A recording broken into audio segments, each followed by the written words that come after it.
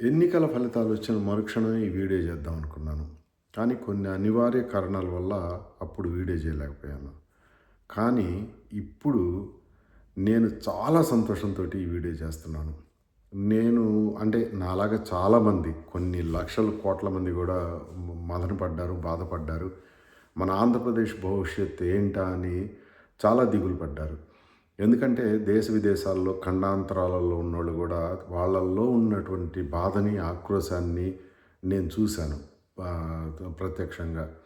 వాళ్ళతో మాట్లాడినప్పుడు అందరూ అంటే మోర్ ఆర్ లెస్ అందరూ నాలాంటి ఒక మైండ్ సెట్ ఉన్నోళ్ళు. అంటే మాకేమీ అక్కడ రాజకీయంలోకి వద్దామనో, రాజకీయ పదవులు అనుభవిద్దామనో, లేకపోతే అక్కడికొచ్చి ఏదో పెత్తనం సాగిద్దామనో, వ్యాపారాలు చేద్దామనో ఇలాంటి ఆశలైతే మాకెవరికీ లేవు.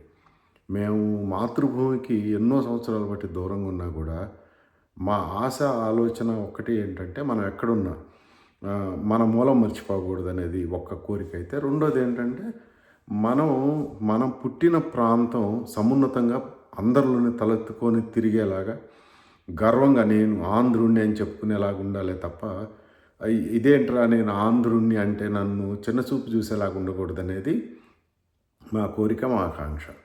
ఎందుకంటే ఆంధ్ర అనగానే కేసీఆర్, కేటీఆర్ ఆ వర్గం అంతా అంటే ఆ టీఆర్ఎస్ వాళ్ళందరూ ఇప్పుడు బీఆర్ఎస్ కావాలి. ఈ బీఆర్ఎస్ వాళ్ళందరూ ఎన్ని రకాలుగా ఎగతాళి చేశారో, ఎన్ని రకాలుగా మాట్లాడారో మనం చూసాం కదా. అక్కడ బూతులు మాట్లాడతారు, ఇక్కడ మేము అసెంబ్లీలో కూర్చొని చక్కగా చర్చలు చేసుకుంటాము.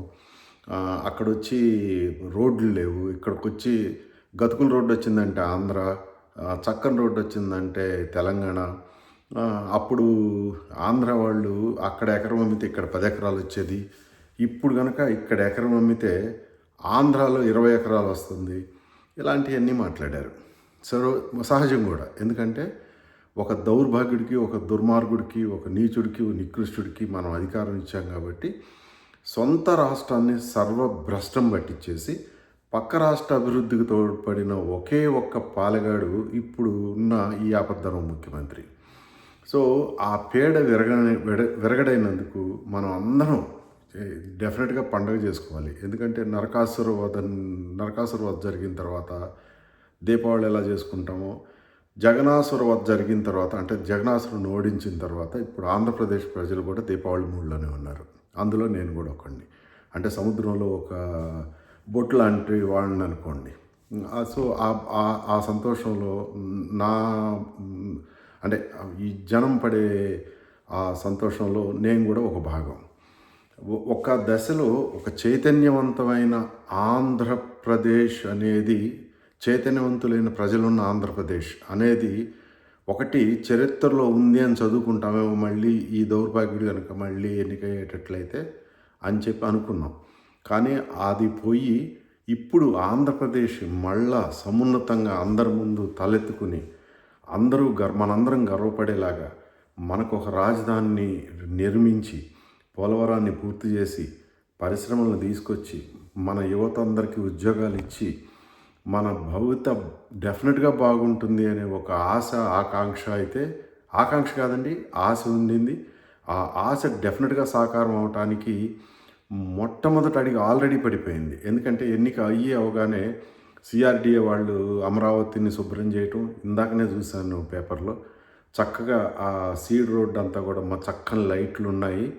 మేము ఇంతకుముందు వచ్చినప్పుడు అమరావతి ఫస్ట్ ఫామ్ అయినప్పుడు దూరం నుంచి చూసి అనుకునేవాళ్ళం, ఈ అమరావతి మళ్ళీ ఇది ఒక సైబరాబాద్ లాగా అభివృద్ధి చెందుతుంది అని. ఆ తర్వాత ఈ ఈ దండుపాళ్యం బ్యాచ్ వచ్చిన తర్వాత దాన్ని ఎంత భ్రష్టు పట్టించారో చూసాం కదా. శ్మశానం అన్నారు, ఎడారి అన్నారు. నిజంగానే దాన్ని శ్మశానం చేశారు, ఎడారి చేశారు. ఇప్పుడు మళ్ళీ దానికి ఈ దౌర్భాగ్యులు పోయిన తర్వాత మళ్ళీ దానికి జవసత్వాలు వచ్చి మళ్ళీ అది కొత్త రూపు సంతరించుకొని ఇప్పుడు మళ్ళీ పెళ్లి కూతురు అవతారంలోకి మారబోతుంది. డెఫినెట్గా ఈ మార్పుకు కారణమైన ఆంధ్రప్రదేశ్ ప్రజల, అంటే ఈ ఆంధ్రప్రదేశ్ బాగుండాలి, నేను అందులో భాగం అవ్వాలి అని కూటమికి ఓటు వేసిన ప్రతి ఒక్కళ్ళకి మనస వాచ కర్మణ నా నమస్కారాలండి. ఈ గెలుపు, ఈ కూటమి గెలుపు మన తెలుగువాడి విజయం. మన తెలుగు ఆత్మగౌరవం నిలబడింది. మేము వీడిచ్చే ఏది ఈ కూలీ డబ్బులు లేకపోతే వీడిచ్చే భిక్షానికి మేము ఆశపడం. మా కాళ్ళ మీద మేము నిలబడి ఇంకో 10 మందిని బతికిస్తాం మేము. అంతే తప్ప వీడిస్తే తీసుకుంటామని తప్ప వీడికి ఓటేయము అని చెప్పి చాటి చెప్పినట్టయింది. ఈ తీర్పు ఒక పెద్ద చెంపపెట్టు. అంటే మేము ప్రజలకు తాయిలాలు ఇచ్చి చాలు, వాళ్ళ దృష్టిని మళ్ళిస్తే చాలు, మేము ఎంత దోపిడీ చేసుకున్నా కూడా మమ్మల్ని అడిగేవాడు లేడు. మా దోపిడీ మేము చేసుకుంటాం. శాండు, ల్యాండు, మైను, లిక్కరు ఇట్లాంటి వాటన్నిటిలో మేము దోచేసుకుంటాము. ఇంకా మాకు అడ్డు లేదు, మమ్మల్ని అడిగేవాడు లేదని విర్రవీగిపోయిన వాళ్ళకి చెంపపెట్టి తీర్పు ఇచ్చారు ప్రజలు. డెఫినెట్గా ఈ తీర్పు మన పాలెగాడు ఐపాక్ సమావేశం లోపలికి వెళ్ళి దేశమంతా మన వైపే చూస్తుంది అన్నాడు కదా. దేశమంతా చూసిందండి. అంటే 151 సీట్లు వచ్చిన తర్వాత ఇప్పుడు కూడా వాళ్ళకి 151 వచ్చినాయి. కాకపోతే మధ్యలో 5 ఒకటే మిస్. ఆ చివర ఈ చివర సమానంగానే ఉన్నాయి.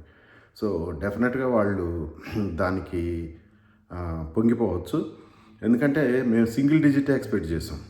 దాది డెఫినెట్గా అతనికి లైఫ్ టైం అచీవ్మెంట్. 11 సీట్లు రావటం అనేది ఇంత వ్యతిరేకతలో కూడా సాధ్యమైంది అంటే డెఫినెట్గా అది పాలెగాడికి లైఫ్ టైం అచీవ్మెంటు. కాకపోతే ఇక్కడ మైనస్ ఏంటంటే ఇతను అనే వైసీపీ అనే ఒక పార్టీ ఉన్నా అతను అది మళ్ళీ ప్రతిపక్షంలో కూర్చున్నా అది డెఫినెట్గా ఆంధ్రప్రదేశ్ అభివృద్ధికి శరాఘాతం. వచ్చే పరిశ్రమలు డెఫినెట్గా రావు. ఎందుకంటే లూలుని చూసాము, దాదాపు 371 పరిశ్రమలను వెలగొట్టాడు కదా. నెంబర్ 1 పరిశ్రమ అయిన మన గల్లా జయదేవ్ది అమర్ రాజా బ్యాటరీస్ని వెలగొట్టాడు కదా. అదొక్కటే కాదు, అంటే రిజర్వ్ బ్యాంకుతో సహా ఎన్నో పరిశ్రమలు 370 సంస్థల పైన వెళ్ళిపోయినాయి కదా, పెట్టుబడి పెట్టాల్సిన సంస్థలన్నీ. అలానే కియా చుట్టుపక్కల రావాల్సిన పరిశ్రమలన్నీ చెన్నైకి వెళ్ళిపోయినాయి కదా. అలానే ఇప్పుడు మళ్ళీ ఒక యజ్ఞం చేయాలి. వాళ్ళందరి అభిమానాన్ని, వాళ్ళందరి ట్రస్ట్ని మెయిన్ చూరగొని మళ్ళీ వాళ్ళందరినీ వెనక్కి తీసుకొచ్చి మళ్ళీ అభివృద్ధిని పట్టాలకెక్కించడం అనేది అదొక పెద్ద యజ్ఞం, రాజసూయ యజ్ఞం లాంటిది. సో ఈ యజ్ఞం మన అందరి సపోర్ట్ తోటి ఇప్పుడు వచ్చిన గవర్నమెంట్ చంద్రబాబు నాయుడు గారు డెఫినెట్గా చేస్తారు. ఎందుకంటే ఆయన శక్తి సామర్థ్యాలు మరీ ద్విగుణీకృతం అయ్యేది ఎప్పుడంటే ఆయన ఇలాంటి ఒక సంక్షోభ సమయంలోనే, క్రైసిస్ టైంలోనే ఆయనలో ఉండేటటువంటి ఒక ఆర్థికవేత్త బయటికి లేచి జూలు విధిల్చి డెఫినెట్గా మనల్ని మళ్ళీ సమున్నత శిఖరాలకు చేరుస్తాడని నా ప్రగాఢ విశ్వాసం. ఆ విశ్వాసాన్ని డెఫినెట్గా వీళ్ళు నిలబెట్టుకుంటారని, మన అందరి అభిమానాన్ని మళ్ళీ ఇంకొకసారి వచ్చే 5 సంవత్సరాల తర్వాత అత్యద్భుతమైన రాజధాని, పూర్తయిన పోలవరం, అలానే మన ఎన్నో రహదారులు, ఆ తర్వాత ఎన్నో పరిశ్రమలు వచ్చి మన యువతందరికి కూడా ఉద్యోగాలు వచ్చి మనం జీడిపిలో నెంబర్ 1గా మారుతుంది అని ఆశిద్దాం. అది జరగాలని ఆ భగవంతుడిని మనసా వాచా కర్మణ కోరుకుందాం.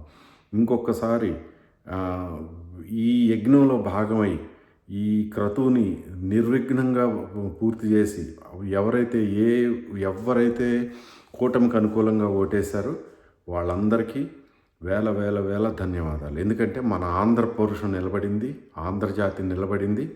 చెయ్యెత్తి జైకొట్టు తెలుగోడా అనే మన నినాదాన్ని మనం సగర్వంగా డెఫినెట్గా చాటుకోవచ్చు. ఆ నమ్మకం అయితే నాకే కాదండి, చంద్రబాబుకి అనుకూలంగా ఓటేసిన, చంద్రబాబుకు పవన్ కళ్యాణ్కి అనుకూలంగా ఓటేసిన 60% మంది పైగా ప్రజలది. ఆ ప్రజల తీర్పులో మేము ప్రత్యక్షంగా భాగంగా లేకపోయినా ఆ సంతోషంలో అయితే నేను కూడా భాగమే. నాలాంటి వాళ్ళు కొన్ని లక్షల మంది భాగమే. డెఫినెట్గా మనకు మంచి రోజులు వచ్చినాయి. ఆ మంచి రోజులు ఇలానే కంటిన్యూ అవ్వాలని మళ్ళీ ప్రార్థిద్దాం. జై హింద్, జై ఆంధ్రప్రదేశ్.